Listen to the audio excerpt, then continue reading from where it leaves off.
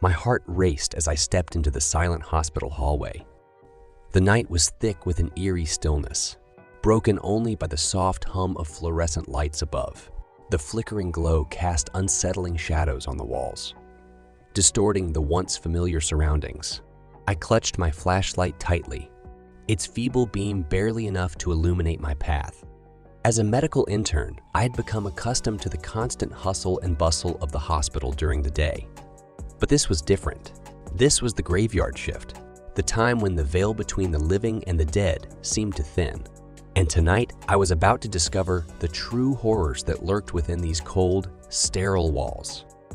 My mission was simple.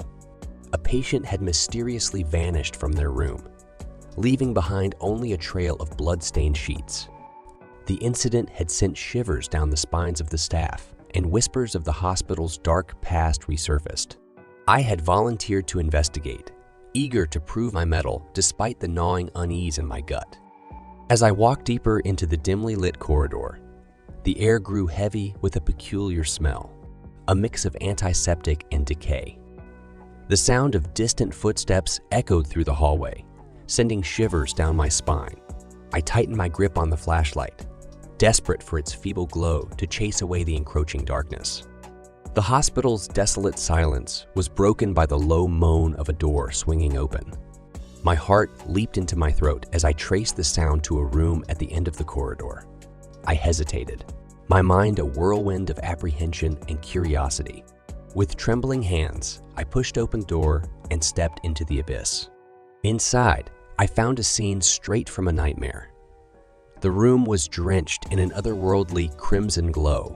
Walls adorned with grotesque paintings seemed to pulse with a sinister life of their own.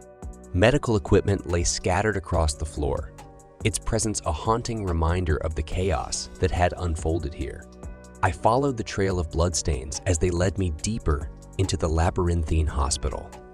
Each step echoed with a foreboding finality, as if the very building whispered secrets that were better left untold. My mind played tricks on me, conjuring ghostly figures from the flickering shadows that danced around me. A distant sound caught my attention, a child's faint sobbing. My heart sank, torn between the urge to flee and the responsibility to uncover the truth.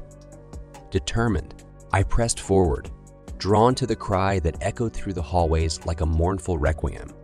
Finally, I arrived at a ward bathed in an otherworldly glow. The sobbing grew louder, resonating with an unsettling melody. I pushed open the door and found myself confronted by a sight that would haunt me for the rest of my days. A child, no older than 10, sat on a blood-stained hospital bed, their face obscured by matted hair. The air grew colder, and my breath turned to mist as a figure materialized beside the child. A tall, shadowy presence with sunken eyes and elongated fingers.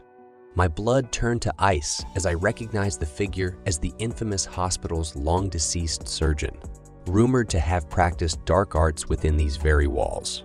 The child's sobs morphed into spine, chilling laughter, and the room pulsated with a malevolent energy. Panic consumed me, my senses overwhelmed by the malevolence that filled the room. I stumbled backward, my screams mingling with the child's laughter as darkness enveloped me. When I awoke, I found myself outside the ward, the hospital now bathed in the warm light.